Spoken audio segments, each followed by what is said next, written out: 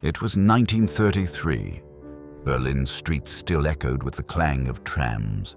Chimney smoke mingled with the smell of fresh bread, and shop windows displayed the latest fabrics, radios. On the surface, the country looked like it was stepping confidently into modernity. But underneath, the gears of the new regime were tightening slowly, like a clock winding itself toward an age of obedience. In the markets, people argued about prices and wages. In classrooms, children sang hymns with still innocent voices. In kitchens, whispers spread about neighbors who had moved away without saying goodbye. What looked like routine was already hiding the first signs of a deep transformation. New forms to fill out, compulsory greetings, flags hanging where once there had been theater posters. Jewish life in Germany and Central Europe didn't disappear overnight. It unraveled gradually, woven into daily life, day after day, year after year. It was a slow exclusion that began in paperwork and ended in death. Not only in fiery speeches, but in lines at the local office, notices in the town newspaper, signs banning Jews from a park or a movie theater. The radio didn't just report the news, it set the rhythm. Cinema taught the public when to clap.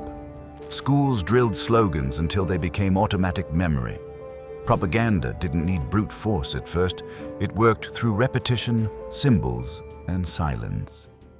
And yet, in Jewish homes, Shabbat candles were still lit, chicken soup still simmered, children still laughed in the courtyards.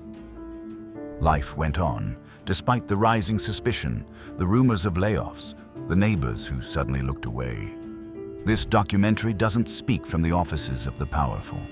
It speaks from the streets, the bread lines, the classrooms, the family tables. Year by year, we'll follow how the Nazi regime reshaped the lives of millions of Jews, from the shattering of full citizenship to the descent into ghettos, deportations, and camps. We'll see the signs and the waiting lines. We'll feel the cold and the hunger. We'll hear the radios and the whispers, until the devastation becomes complete. Because tragedy didn't begin at Auschwitz. It began in a classroom where a book was removed, on a park bench where someone got up rather than sit beside a Jew, in an office where a stamp split society in two. The streets knew it, the clocks knew it, the mothers knew it. It was 1933. Power changed hands with parades and torchlight, with speeches of rebirth and unity, but for Jewish families, the feeling was different, as if a door that had been half open for generations was slowly closing. In Berlin cafes, political debate still buzzed. In Frankfurt bookstores, Jewish novels still lined the shelves. In Munich trams, workers and students still sat side by side without much thought. But by April that year, signs began appearing in shop windows. Don't buy from Jews. SS soldiers stood outside family-owned stores, painting yellow marks on the glass of bakeries, pharmacies, clothing shops. The method was simple, almost banal. A decree here, a bureaucratic order there. One new form was enough. One stamp that voided a university degree. One list published in a local paper. Gleichschaltung, the so-called coordination, squeezed Jewish doctors, lawyers, and teachers out of their posts. In classrooms, children started hearing their Jewish classmates described as different. The radio blared metallic speeches from the Reichstag. The cinema projected images of massive crowds beneath red flags with black swastikas. Teachers demanded the compulsory salute, even from the youngest children, who raised their arms shyly, not yet understanding the weight of the gesture. And still, Jewish families tried to keep life normal. In Leipzig, a mother corrected her son's math homework. In Hamburg, a grandfather still took his granddaughter to the zoo on Sundays. But the signs were there. A neighbor who no longer said hello, a mailman delivering dismissal letters, a bank closing an account without explanation. Obedience was learned in silence. Violence wasn't always needed, just the threat of losing a job. being shamed in the town square, or watching one's children humiliated in school. By 1935, exclusion became law. At the Nuremberg Party Congress, statutes were passed stripping Jews of German citizenship. Overnight, they ceased being neighbors with rights. They became subjects. Marriages between Jews and non-Jews were banned. And with that, rumors hardened into certainty. The wall rising between Jews and society was no longer just social. It was legal. At the markets, the impact was clear.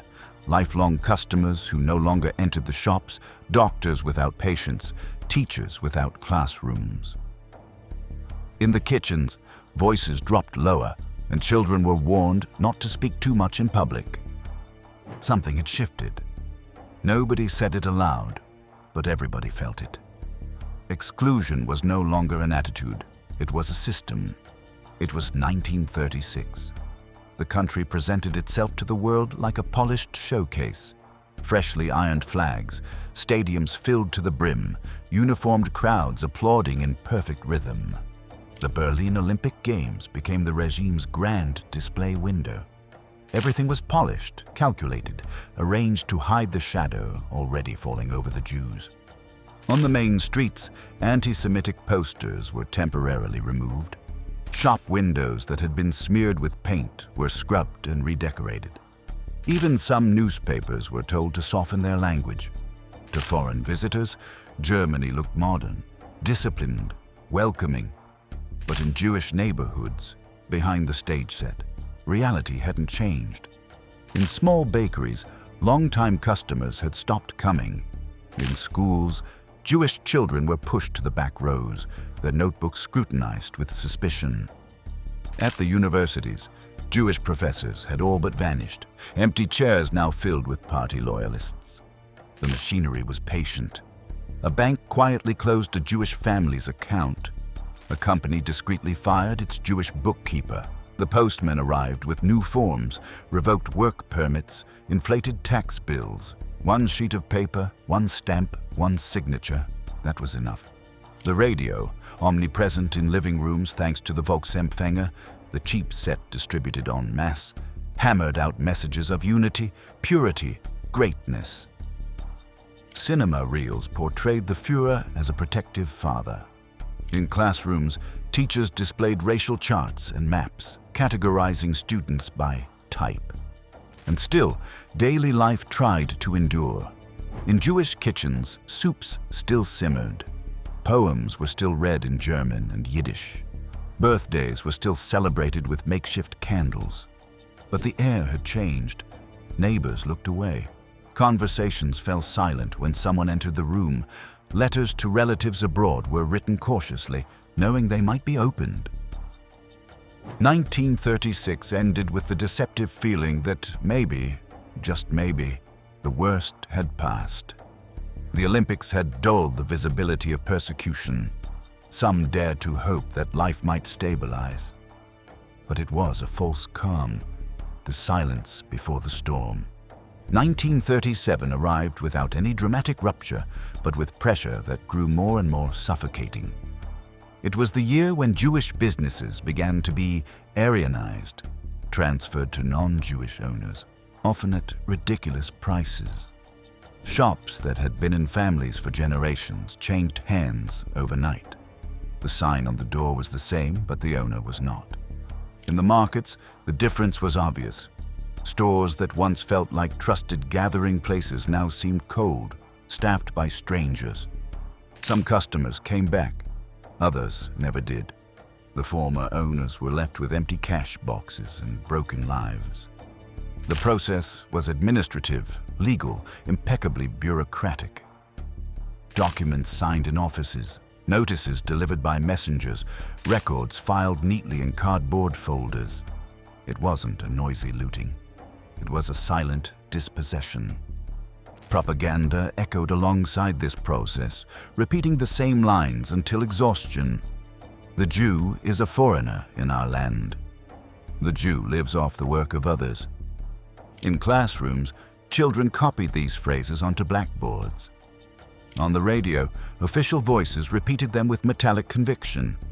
But in the courtyards, other voices could be heard, mothers comforting their children after insults at school, grandfathers telling stories of freer times, families beginning to hide valuables in basements or behind walls.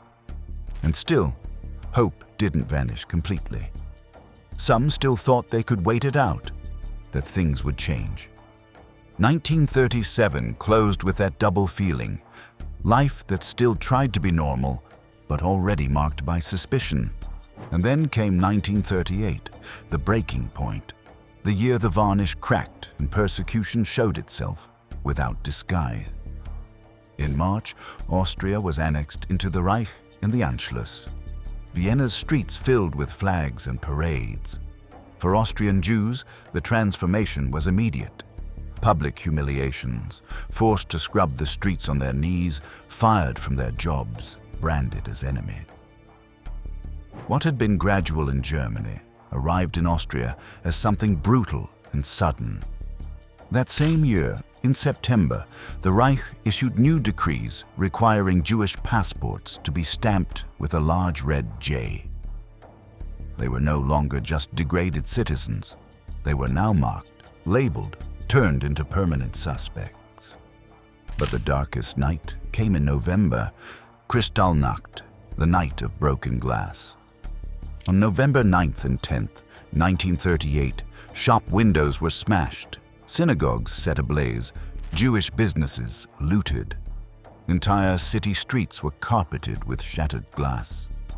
The smoke of burning synagogues blackened the sky. Dozens of Jews were murdered, thousands arrested and sent to concentration camps. In kitchens, meals sat half-served because someone pounded violently at the door. In bedrooms, children hid under beds while glass shattered downstairs. In synagogues, Torah scrolls were hurled into the street and trampled. Propaganda called it a spontaneous outburst of the people, but everyone knew it had been orchestrated, planned, encouraged from above. Police looked the other way. Fire brigades only acted to keep flames from spreading to Aryan buildings. And yet, even in that night of fire and glass, there were gestures of humanity. Neighbors who offered to hide a child, employees who gave warnings in advance, strangers who handed over keys to escape through a back door. But these were exceptions, small lights in a spreading darkness. After Kristallnacht, no one could deceive themselves anymore. Jewish life in Germany was shattered, businesses destroyed, synagogues in ashes, men imprisoned. Emigration, once an option, became an urgent necessity. Those with means tried to flee, those without were trapped. The silence grew heavier. On trams, people avoided the eyes of Kristallnacht survivors. In markets, voices no longer rose above a whisper. Fear was no longer only Jewish. It had spread to everyone who had seen and remained silent. 1938 ended with a devastating certainty. Exclusion had turned into open persecution, and the question was no longer if one could resist, but if one could survive.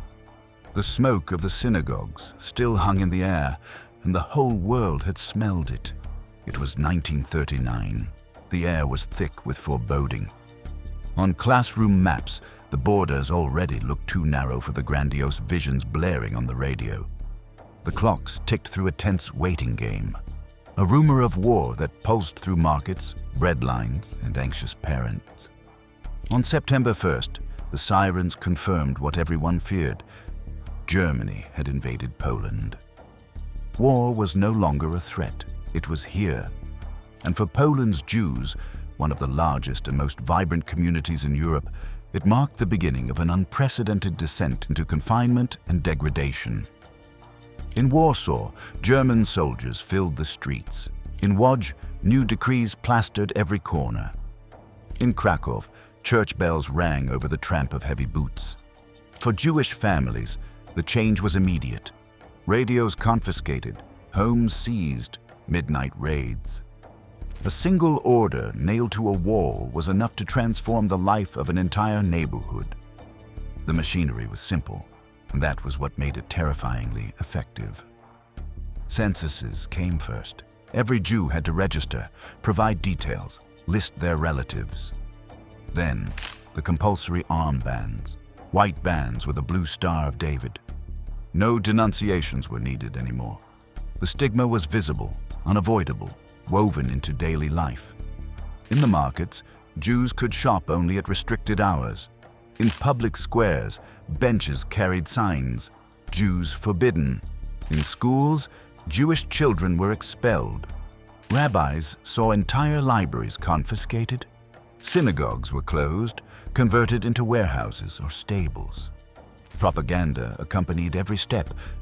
Posters, newspapers, loudspeakers in public squares, it was all the same message. Jews were guilty of the war, parasites to be separated.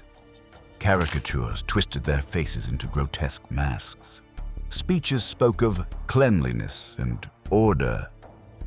And still, in Jewish homes, candles were lit on Friday nights. In kitchens, mothers improvised soups from scraps, sharing the little they had. In courtyards, children still played, though they were already learning to go silent when soldiers' boots echoed nearby. Life tried to retreat into the private and the intimate, even as suspicion and fear seeped in through every crack. In October 1939, the machinery took a decisive turn. Ghettos began. In Poland, entire communities were forced into confined districts. At first, makeshift fences of wire. Later, solid walls of brick. Warsaw, Łódź, Lublin, Białystok. Names that became synonymous with captivity. In Warsaw, the ghetto was sealed in November 1940. A city within a city, surrounded by walls more than 3 meters high, topped with barbed wire. On one side, life went on as usual. Inside, more than 400,000 Jews crammed into a tiny space. Day-to-day life in the ghetto meant hunger. Official rations were meager, barely 184 calories per person, a slow death sentence. No meat, no milk, not enough bread. Smuggling became the only path to survival. Nimble children slipping through cracks in the wall to bring back potatoes, onions, scraps of bread. Many never returned. In the ghetto streets, poverty multiplied. Entire families squeezed into a single room. Winter cold seeped in through broken windows. Hungry bodies lay in doorways, and amid the misery, cultural life still struggled to endure. Clandestine schools, concerts, plays, because dignity itself was a form of resistance. In Łódź, the ghetto took an even harsher shape. There, the elderly community leader, Mordecai Chaim Rumkowski, agreed to head the Judenrat, the Jewish council imposed by the Germans. He believed the only chance of survival was to prove useful, to turn the ghetto into one giant workshop, producing for the Reich. People sewed uniforms, made shoes, repaired equipment. But the wages were meaningless. Hunger in exchange for an uncertain hope. The systems of control were relentless. The Judenrat handed out permits, organized censuses, submitted worker lists. The Jewish police, under German orders, enforced the rules. And behind it all, the Germans managed scarcity itself, deciding who would live one more day. Inside the ghetto markets, official currency no longer mattered. Bread crusts were traded for buttons, old shoes for potatoes. Children learned to recognize the sound of a patrol before they learned to read. Mothers boiled watery soup with potato peels. Fathers tried to keep conversations alive that weren't only about hunger. Reich radio didn't reach inside the ghetto, but news still spread. Like whispers. That the war might end soon, that Britain was holding out, that the Soviets would not surrender. They were rumors, but they offered a breath of relief. And yet, fear was constant. Each raid could mean the disappearance of a neighbor, a cousin, a friend. It was enough to lack the right papers, to be suspected of smuggling, to simply be in the wrong place at the wrong time. Outside Poland, in Germany itself, Jewish life had become unbearable after Kristallnacht. Many tried to flee. Some managed to emigrate to Palestine, to the United States, to South America. Others were trapped by bureaucracy, immigration quotas, missing visas. For them, the war sealed the exits completely. By 1940, with France occupied and half of Europe under Nazi control, the feeling was clear there was nowhere left to run. The Jews still in Germany had become almost invisible, hidden in back rooms, relying on the bravery or indifference of neighbors. In Poland, ghettos were already the norm. German propaganda displayed maps filled with victorious arrows, speeches of unity, images of smiling soldiers. But inside the ghetto walls, reality was different. Hunger, cold, fear. The distance between triumphant films and the misery of Warsaw's streets was immense. And yet, life pushed back. Secret diaries were written, children's classes organized, violins played with worn-out strings. An entire generation learned that simply surviving was an act of rebellion. 1940 ended with a suspicion that few dared to say out loud, the ghetto wasn't the end. It was only a step. The walls weren't built to protect, but to contain until something worse arrived. Winter was bitter, hunger insatiable, silence heavy, and beyond the walls, the trains kept running. It was 1941. Calendars no longer marked seasons, but campaigns. German clocks ticked to the rhythm of a war spreading like a stain without end. And with each advance, Jewish space shrank further, reduced to a corner of fear. In June came Operation Barbarossa, the invasion of the Soviet Union. Millions of soldiers crossed the border at dawn, with endless columns of trucks and tanks. But behind them, almost unseen at first, came others, the Einsatzgruppen, the death squads. Their mission was cold and clear: follow the army's advance and wipe out the Jews in the newly occupied territories. The first weeks were a tear in the fabric of life. In towns across Ukraine, Belarus, and the Baltic states, Jews were pulled from their homes by name, taken to the outskirts, forced to dig pits. The gunfire rang out in fields, forests, open ground. At Babi Yar, on the edge of Kyiv, more than 33,000 Jews were murdered in just 2 days in September. There were no trials, no courts, only a census, a denunciation, a visible armband. The machinery of extermination was direct, brutal, immediate. The stutter of machine guns, the screams, the silence that followed, the smell of gunpowder and freshly turned earth clinging to entire towns. In villages, neighbors watched from behind shuttered windows. Some helped hide, others pointed the way. Obedience and fear weighed more heavily than compassion. And the result was always the same: streets emptied of Jewish shops, Jewish voices gone. In the ghettos of Poland, life became even more precarious. The war in the East brought more hunger, more seizures, more raids. The Germans tightened the isolation: higher walls, sealed gates, constant surveillance. Inside, rations dropped even lower: 184 calories a day in Warsaw, barely enough to last a few weeks. Smuggling became vital, but also deadly. Every child caught with bread in a pocket risked being shot in the street. The controls multiplied: lists for forced labor, quotas of deportees handed over at random, permits that meant the difference between going to a factory or a grave. Bureaucracy was merciless. A single stamp decided life or death. Propaganda didn't stop. In newspapers, on the radio, in speeches, the refrain was the same: Jews were to blame for the war, for hunger, for British bombs. The German public listened, nodded, stayed silent. In occupied lands, the message was translated and spread, an endless chant. And yet, inside the ghettos, life still sought ways to persist. In Warsaw, Emanuel Ringelblum organized the secret archive Shabbat, an effort to document Jewish life under the yoke. so the world would one day know. Diaries, posters, lists, stories, even children's drawings were collected, all buried in metal boxes and milk cans, like seeds of memory for an uncertain future. In 1941, another order came. All Jews in Germany had to wear the yellow star sewn onto their chest. It was no longer a religious symbol, but a badge of segregation.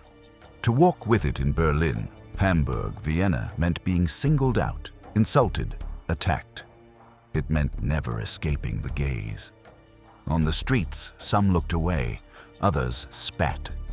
For many German Jews, that star ended any lingering illusion of belonging. They were no longer degraded citizens. They were pariahs, visible, vulnerable. Meanwhile, the war gave no respite. The early victories in the Soviet Union seemed to confirm Germany's invincibility, and with them came radicalization. Inside the regime, the language hardened, no longer of expulsion or segregation, but of total elimination. In Berlin offices, in party headquarters, a new term began to circulate: Endlösung, the final solution. At street level, that shift had no name yet, but it could be felt in the bodies falling into pits, in deportations that grew more frequent, in the atmosphere of doom that filled ghetto kitchens. Mothers improvised recipes with rotten potatoes. Children learned to read in clandestine schools, copying letters on scraps of paper. Rabbis whispered prayers. And everyone, absolutely everyone, knew that time was running out. The trains began to take center stage. Freight cars, once used for coal or cattle, were now crammed with people. The destinations weren't always clear. Some led to forced labor camps, others to places unknown. Eastern stations became waypoints to disappearance. For those left behind, absence was crushing. An empty bed, a notebook left in a drawer, a cup with no owner. The ghetto learned to live with the unthinkable, that each night someone vanished forever. Official propaganda spoke of resettlements, of new work in the East. Posters showed images of order and discipline. But in Jewish kitchens, the language was different. People spoke of transports, of lists, of pits. Fear already had its own vocabulary. And yet in the midst of darkness, resistance appeared in small acts. Diaries scribbled on ragged paper, secret libraries, songs children memorized to preserve their language, their culture. Because even in degradation, there was a will to affirm life. 1941 ended with a brutal certainty. Hell had expanded. It was no longer just walls, no longer just humiliations. It was mass shootings, packed trains, compulsory yellow stars. The question was no longer whether one could survive one more day. The question was how to do so without losing all sense of humanity. The filled pits, the higher walls, the stitched stars. Extermination had begun, though it still wasn't called by that name. It was 1942. Smoke became part of the landscape. On war maps, arrows pointed to distant fronts, but in the kitchens of the ghetto, in the sealed train cars, in the freshly built camps, the reality was something else. Extermination had become a program, a policy, a routine. In January, in an elegant villa on the shores of Lake Wannsee, just outside Berlin, a group of bureaucrats, party officials, and ministry representatives gathered. The Wannsee conference lasted only a few hours. There were no fiery speeches, no grand proclamations, only tables, numbers, calculations. 11 million European Jews were discussed as if they were inventory. They spoke of trains, destinations, efficiency. The final solution to the Jewish question was no longer an insinuation. It became a systematic plan. What in 1941 had been mass shootings and sealed ghettos, in 1942 was transformed into a network of extermination camps. Bełżec, Sobibor, Treblinka, anonymous points on a map that soon became synonymous with death. Auschwitz, until then a labor camp, was expanded with gas chambers and crematoria. The mechanisms were cold, bureaucratic, industrial. The Reichsbahn, the German railways, scheduled the trains. The Gestapo and the SS compiled lists of entire communities. Jewish councils, the Judenrat, were ordered to prepare transports, and the wagons filled day after day. In Warsaw, entire families were herded to the Umschlagplatz, the loading yard by the tracks. Mothers with children in their arms, elderly leaning on canes, young people clutching small suitcases. They were told they were going to work in the East, to bring only essentials. In truth, they were going to camps where their luggage would be confiscated, their belongings sorted, their bodies destroyed. Inside the cattle cars, the air thinned. No water, no space, no light. Journeys lasted days, filled with screams, sobs, silence. Floors covered in filth and in bodies that hadn't survived. And upon arrival, the cries turned to orders. Quickly out, leave the bags, form lines. At Treblinka, arrival was the end. There were no permanent barracks, only platforms, sheds, chambers disguised as showers. The trains rolled in, the doors opened. Passengers were shoved out, separated, stripped, murdered. Within hours, an entire transport vanished. All that remained were piles of shoes, eyeglasses, shorn hair. At Auschwitz-Birkenau, the process reached an even larger scale. Prisoners selected for labor were tattooed with numbers on their arms. The rest were led into gas chambers where Zyklon B crystals rained down from the ceiling. The silence afterward was absolute, broken only by the roar of the crematoria engines.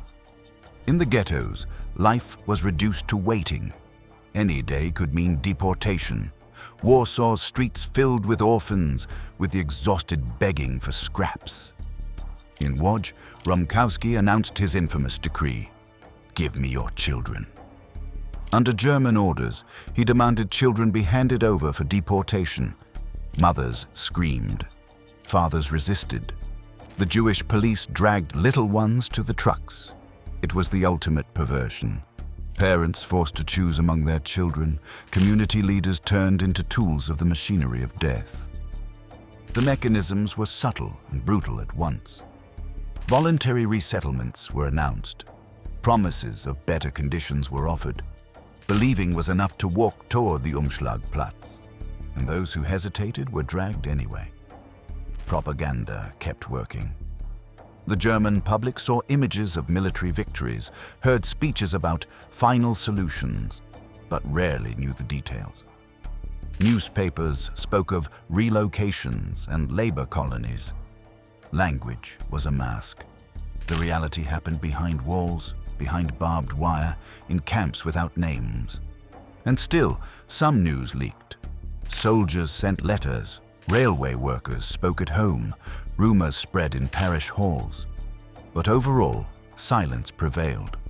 Inside the camps, life was only a shadow. In Auschwitz, those chosen for labor slept in overcrowded barracks on damp planks. Hunger was constant, rations meager, stale bread, watery soup. Disease ran rampant through weakened bodies. Medical experiments added to the horror. Injections, operations, mutilations. And yet even there, moments of human resistance flickered. A violinist played at night. A prisoner scribbled poems on stolen scraps of paper. A mother shared her bread with her child, knowing it wasn't enough for either. Humanity tried to surface among the ruins. In Warsaw, some understood the ghetto was only a waiting room for death. In secret, groups of young people began to gather weapons to plan an uprising. The revolt hadn't yet begun, but the seed was planted. Better to die fighting than to march on to a transport. Meanwhile, the underground archives continued to collect evidence. Ringelblum's Oyneg Schabers buried testimonies, lists of deportees, children's drawings, documents hidden in the ground, written with the certainty that bodies would be destroyed, but words might survive. 1942 ended with numbers beyond comprehension. Millions of Jews had already been murdered, in ghettos, in pits, in extermination camps, and still the program carried on. Auschwitz's chimneys burned without pause. The trains ran day and night. The smoke was real. So was the silence. In the Jewish kitchens that still remained, people spoke in whispers, prayed in secret, slept with suitcases ready. Life had become waiting, and waiting had become a sentence. The year closed with a devastating image. Chimneys glowing against the winter sky, and the certainty that extermination was no longer rumor, nor exception, nor a temporary measure. It was central policy, the very heart of the regime. Obedience no longer needed justification.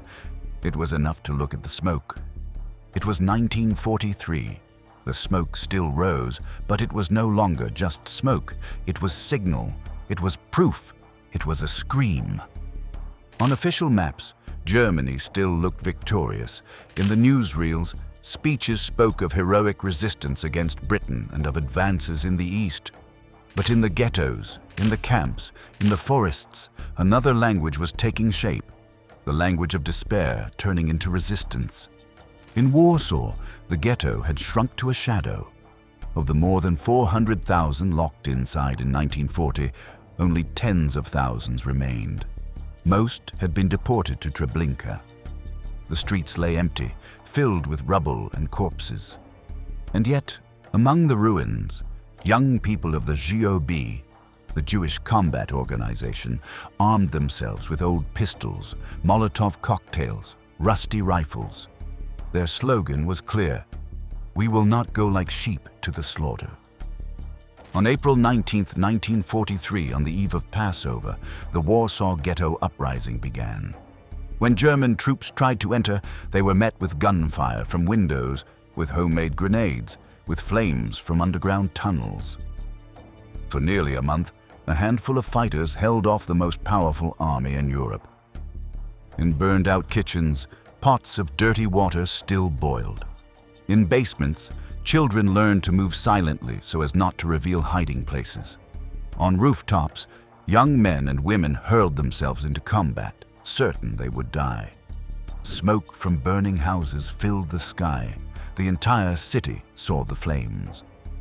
On May 16th, General Jürgen Stroop declared the ghetto destroyed.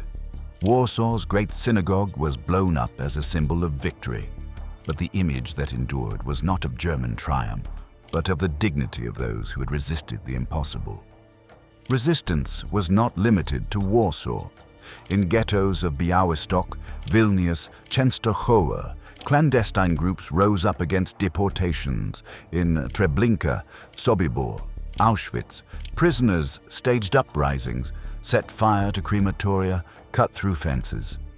Most were killed, but some escaped to tell the story. In the forests of Belarus and Ukraine, thousands of Jewish fugitives formed partisan bands. They lived in caves, survived on what they found, sabotaged railways, ambushed German patrols. It was armed resistance, but also resistance through survival itself. Meanwhile, the machinery of death sped up. 1943 was the year of Action Reinhard, the final liquidation of Poland's ghettos and the mass deportation of their inhabitants to extermination camps. Lublin, Krakow, Radom. One after another, the walls came down, not to liberate, to empty.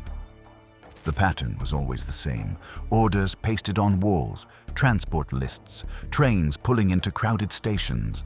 Entire families vanished in days. Ghettos were left in silence, with doors ajar, utensils abandoned, toys broken in empty courtyards. In the camps, the process grew more impersonal, more industrial. At Auschwitz, gas chambers ran at full capacity. Crematoria worked day and night. Bodies became smoke. Smoke became ash. Ash became dust, scattered into the wind. And yet even in that darkness, life looked for cracks. In frozen barracks, mothers still whispered lullabies. In forced workshops, workers carved small figurines from scraps of wood. hiding them under floorboards. In the basements of dying ghettos, clandestine weddings were held, prayers were recited, diaries were written. Ringelblum's Oyneg Shabbat's archive continued until the end. When its last members were discovered and killed, the boxes of papers remained buried. Decades later, they would be unearthed, mute witnesses to a world destroyed. In 1944, the war began to turn. After Stalingrad and Kursk, the German army was in retreat in the east. The Allies landed in Italy. The bombing of Germany intensified. But instead of slowing down the machinery of extermination, the regime sped it up. In March 1944, Hungary was occupied by German troops. In just a few weeks, more than 400,000 Hungarian Jews were deported to Auschwitz. Extermination at maximum speed, overcrowded trains, ramps overwhelmed, crematoria bursting. The images were infernal, endless lines spilling out of wagons, officers deciding with the flick of a hand, children torn from their mothers, smoke a constant on the horizon.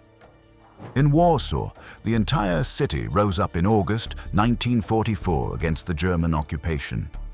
The uprising lasted 63 days. The few Jews who had survived in hiding among the ruins joined the insurgents. The city was leveled, its districts demolished, its population massacred. Warsaw became rubble, a landscape of ashes reflecting the devastation of all Europe. German propaganda still shouted of victory, of purity, of loyalty to the Führer. But the reality was different. Trains still rolled toward Auschwitz, even as the Reich wavered.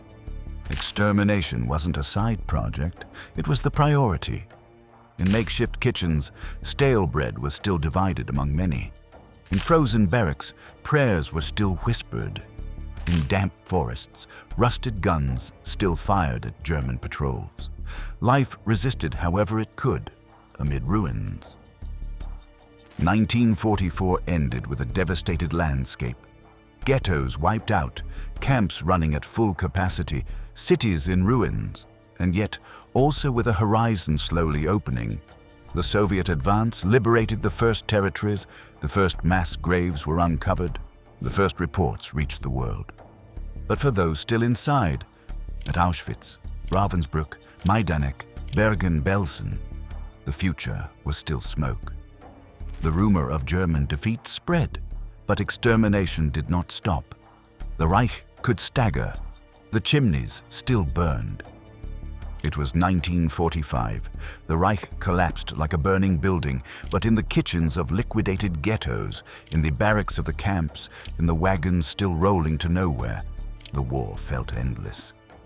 Defeat showed itself in the bones of German soldiers, in the bombed-out cities, in clocks that no longer kept time. And yet, the machinery of extermination didn't stop. It grew more desperate, more cruel, more chaotic. In January, the Red Army advanced into Poland. The Germans began evacuating Auschwitz. It wasn't immediate liberation, but forced march. Tens of thousands of prisoners were driven out into the winter cold, without food, without shelter, deeper into the Reich. These became the death marches. Those who fell were shot by the roadside. The ice kept thousands of bodies. Inside Auschwitz, when the Soviets entered on January 27th, they found only a few thousand emaciated survivors, too weak to walk. They found warehouses full of objects, piles of shoes, suitcases with names painted on them, tons of shorn hair. Material evidence of extermination, organized like inventory. In Germany, collapse was felt on every corner. Cities lay in ruins, Berlin bombed, Dresden in flames, Hamburg a sea of rubble. And among those ruins, prisoners evacuated from camps were dragged from one place to another. Bergen-Belsen, Dachau, Buchenwald. Each transfer was deadlier than the last. In Bergen-Belsen, barracks became living graves. No food, no water, no medicine. Corpses filled the halls. Typhus spread like a shadow. When the British entered in April, they found tens of thousands of piled bodies and only a handful of barely conscious survivors. A young girl died there days later, Anne Frank, whose diary would give voice to a silenced generation. At Dachau, Buchenwald, Ravensbrück, the scenes were the same: walking skeletons, hollow-eyed children, nameless corpses. Allied soldiers photographed what they saw, so no one could accuse them of invention. The machinery of extermination had turned erratic. No more scheduled trains, no more orderly lists, only improvisation, spite, frantic destruction of evidence.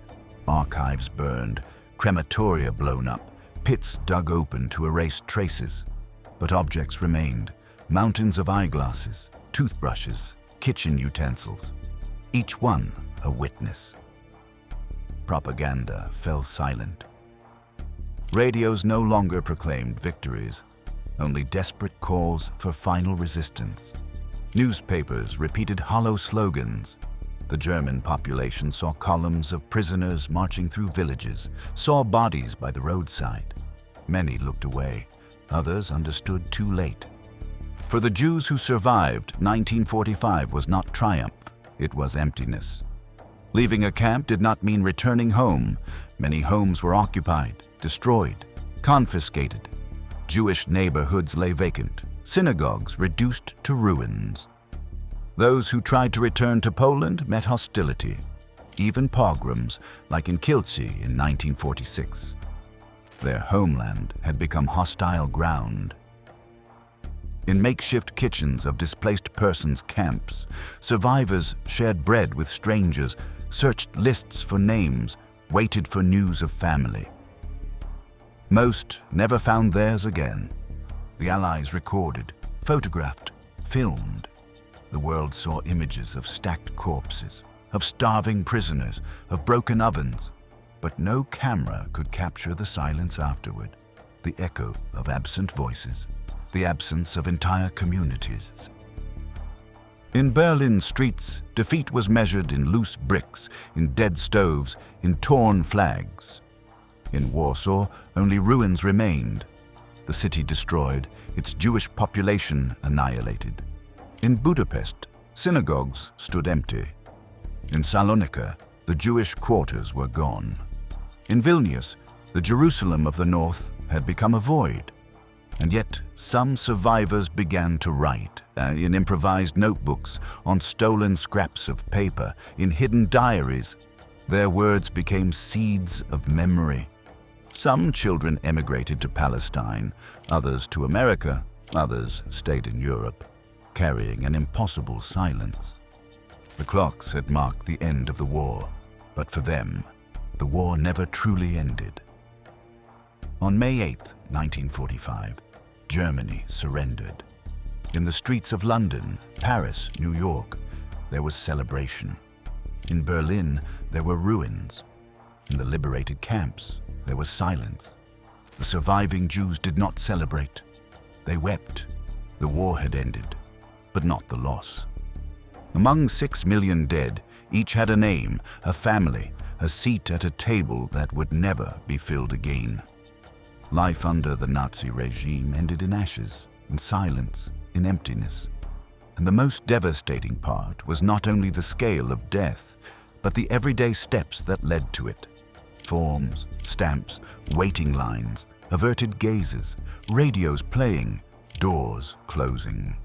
In 1945, among the ruins of Europe, what remained were orphaned shoes, stopped watches, unsent letters, objects more eloquent than any speech.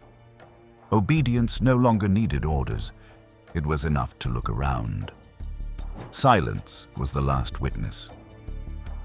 The journey began in 1933, with posters in shop windows, with a compulsory salute, with a bank closing its doors to a neighbor. And it ended in 1945, with ruined cities, chimneys extinguished but still smoking, watches stopped on ownerless wrists. Between those 2 points stretched the real lives of Jews under the Nazi regime.